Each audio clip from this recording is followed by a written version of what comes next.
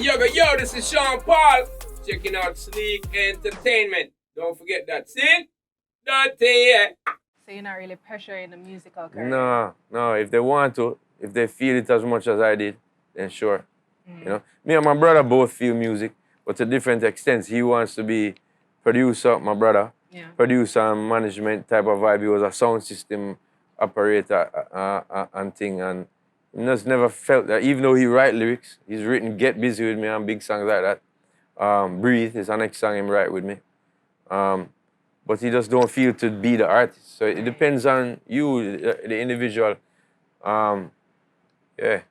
So with my son, and my daughter, I look at it the same way. So are you looking forward to the place opening back up and getting to tour again? Yeah. Looking forward to that for real. I have some big songs now. So that would be awesome to be able to, you know, when you go touring, you see the instant gratification. So when you actually sing the song, you see the people, yeah. So that would have cool. The live performance we did the other day was challenging. I can't say that, but it was challenging because of the no crowd being there. Right. But also, I can say that it was very good to sit and work out with the band again and DJ and thing. We haven't done that in over a year and a half. So that was an international audience. Throughout your experience, do you find that it's harder to break into the international audience, sorry? Yeah, well, you know, Jamaica, as I say, is a dot, right? And we have so much influence on other genres, but they still don't want to give us our accolades. We're not really revered as a big genre. Plus, we speak patois. Now, people get me wrong when we say that has been a barrier. I'm not saying it's a bad thing. I'm just stating the truth. People don't speak patois or our form of broken English and African dialects that we speak in Jamaica on a regular basis, and our accents. They don't catch it as quick. They don't speak. So it is a barrier to our music at times. But music is powerful, you know, and it go all about. So, yeah, for me, it's just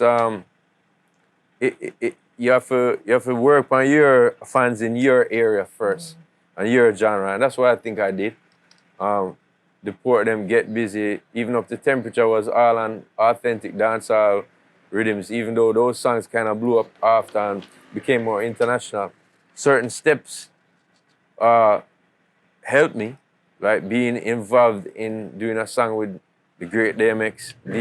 Yeah, R.I.P. to DMX. If he didn't do that song with me and Mr. Vegas at that time, I probably wouldn't have had such a fast introduction into more of the hip-hop world, you know what I mean? So it takes steps, and I think that a lot of times people want to reach to be an international artist, so they're not paying attention to the trends that's happening in their own community. And that's what you should be doing at first. You should prove yourself there first. That's what I think I did to my best ability. But I find it interesting that you call it a barrier when we still see that, like, I mean, everybody's trying to emulate dancehall sound, calling it, I think it's called tropical pop, they're calling it. Yeah. So what do you think about that? The sound is different from the patois. The sound is going to carry you there every time. The sound made reggaeton. The sound made Afrobeat sound how it sound now. The sound made Trinidad and Zessin music down in Trinidad. That type of music, it made the Bieber and the Ed Sheeran and all of that. Yeah, sure. But the patois itself, that's why when people say, how come, you know, our songs don't translate anymore? Like, I'm probably one of them because I pattern my songs in a certain way. I use keywords that everybody knows, temperature. You know what I mean? I'm not just coming out starting a song saying, hey, them boy, that is, because they don't understand that type of lingo. They don't understand the talk. You understand? So it's harder for somebody when I say, just give me the light. I'm singing it out. And I'm singing, just give me the light. That's something that people will say in a club. That's a regular thing in many different parts of the world. So, yeah, our sound translates everywhere. But the patois that we speak, it's a barrier. It's not a bad thing. I love it. And it's indigenous to us. And I'm actually very proud of it. And I'm very happy and proud of the people in Germany who try to understand it and get it, and Japan. And they come down here and they speak better patois than they do English. It just proves that our culture is very strong. Strong like other people's culture. You know what I mean? So the music is gonna reach everywhere. It influenced a lot of different sounds. But the patois that we speak is that's why we don't sell so much numbers. Spanish reggaeton, when they went boom and started they copied our rhythm or kind of revered our rhythm and said, let's do it in this style. And then they spoke in their language, which is the biggest, it's the most spoken language on earth. So that's why they're so huge. We have a few people that really understand deeply of when you go into a Baby Wayne song, what him said that so? Oh, you know what I'm saying? Yeah, Major Mackerel song. Yeah, I was like, oh, what a style of what I do. Like it's our indigenous thing. So, you know, when Bieber do it, he's saying, sorry. That's slide on bar. But sorry is a English word where everybody can hear and understand it. You know what I mean? So I'm not saying for us to water down our thing, but that's just one of the reasons. That's all. Yeah. So in big awards like the Grammys, for example, and getting snubbed by these international artists, how do you feel about that?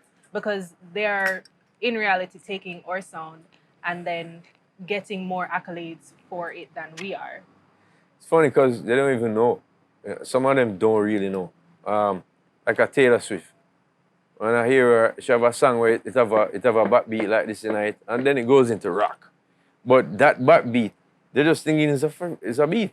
It's just that producer is dope and he's innovative, and it's something that it's bothered me for many years. There's a lot of people who did it. R. Kelly, move your body like a snake, man. That's his production. You understand? And that's clap, That's the same punani drop where we have from give me punani, wa punani. It's the same thing forever, like for years. So that's annoyed me. But at the same point in time, it came from something. Hip hop came from what reggae had been doing, but also they draw from jazz, and they draw from. When you listen to some of the first stuff Busta Rhymes was on, in that period where Das Effects was around in the early 90s, that was all these are the new school, Q-Tip and all them boys. All of that sound was heavily jazz oriented.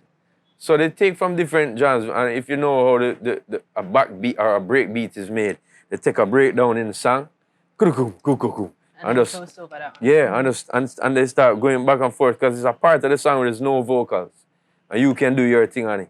And likewise, we had it here, like with the great Uri, R.I.P. to him. When he turned around the record, him toast, and him say, and it's like, it come from that. So, and then that come from reggae, and reggae come from the R&B stuff that them boys I was listening to back in the day, you know. So everything influenced everything. You can't just say, you know, they owe us. But I can speak out about it and say, hey, that was us who first made a drum beat sounding like that.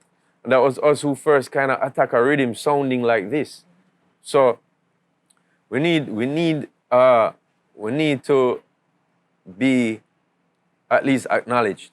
So when a man like, you know, when a pop star come and say, this rhythm, the Sway Lee, French Montana, the Drake them, this type of rhythm, you know what I mean? It's like, that's dancehall. If I was to get up today and do a song, sound like Willie Nelson, and don't say big up to the whole genre of that, you know what I mean? That inspired me to do this single, my new single, check it out. But no, we're just going on Spotify saying, yo, this is my new single, and them now say, big up dancehall world, because this is a dancehall single. That's what, to me, if you can have Wayne Wonder singing all this time, woo, woo, woo, woo, and that's dancehall to you, then Justin Bieber Sorry should be dancehall as well, because the beat makes it that. You understand? No, his persona don't make it that, and his language don't make it that.